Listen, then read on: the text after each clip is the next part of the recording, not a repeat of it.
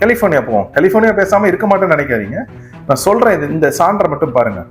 கலிபோர்னியால மான்ட்ரே பேன்னு ஒரு இடம் இருக்கு. ரொம்ப சுற்றுலா புகழ் வாய்ந்த இடம். ஒரு கடற்கரை பக்கத்தில் இருக்கும்.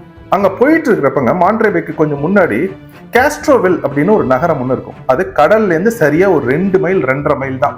கடல் பக்கத்துல இருக்கும். இந்த பக்கம் அந்த நகரம் இருக்கும். ஒரு நடுப்புற சாலை போயிட்டு இருக்கும். அந்த காஸ்ட்ரோவில்ல பாத்தீங்கன்னா ஒரு ஆள் வந்து ஒரு பெரிய இதுக்கு முன்னாடி நிக்கிற மாதிரி இருக்கும். அது என்னன்னு தெரியுமா உங்களுக்கு? அவர் என்னத்துக்கு முன்னாடி நின்றுகிட்டு இருக்காரு? பச்சையா இருக்க பின்னாடி இவ்வளவு பெருசா சிலை ஒண்ணு வச்சிருக்காங்களே, அது ஒரு காய்கறிங்க. உங்களால நம்ப முடியுதா? அந்த காய்கறியோட பேரு ஆர்டிச்சோக்.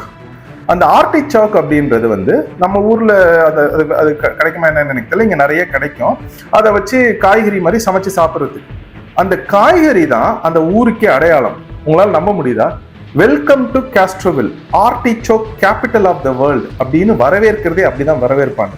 அதாவது இந்த காய்கறி தான் என் கிராமத்திற்கு அடையாளம் அப்படின்னு கலிபோர்னியாவே 4 ட்ரில்லியன் வச்சிருக்கான். அந்த எக்கானமி இருக்கிற அந்த மாநிலமே காமிக்கிறாங்க. அவங்க என்ன பண்ணுவாங்கன்னா, அங்க போனீங்கனாலே நிறைய இந்த ஆர்டிச்சோக் பத்தி நிறைய விஷயங்கள் நம்ம கத்துக்கலாம். அங்க பண்ணைகள்லாம் இருக்கும், அங்க போகலாம். என்னால நிறுத்தி எடுக்க முடியல, ஏன்னா குறுகலான ஒரு சாலை அது. என்னால ஒரு இடத்துல நிறுத்த முடியாது. இல்லைன்னா நிறுத்தி எடுத்திருப்பேன். ஒரு பக்கம் கடல் இருக்கும், அதுல இருந்து கொஞ்சம் தூரத்துல இந்த இடத்துல வந்து ஆர்டிச்சோக் அப்படியே எங்க பார்த்தாலும் விளைஞ்சுக்கிட்டு இருக்கும். ஆட்களை வச்சு வேலை செஞ்சுக்கிட்டே இருக்காங்க, சாகுபடி செஞ்சு. அதெல்லாம் பாக்குறப்ப நம்மளுக்கு வியப்பா இருக்கும். ஏடா அமெரிக்கா அப்படின்றாங்க. ஆனா இந்த வேளாண்மைக்கு இவ்வளவு முக்கியத்துவம் கொடுத்து ஒவ்வொன்றுத்தையும் ஏற்றுமதி பண்றாங்க.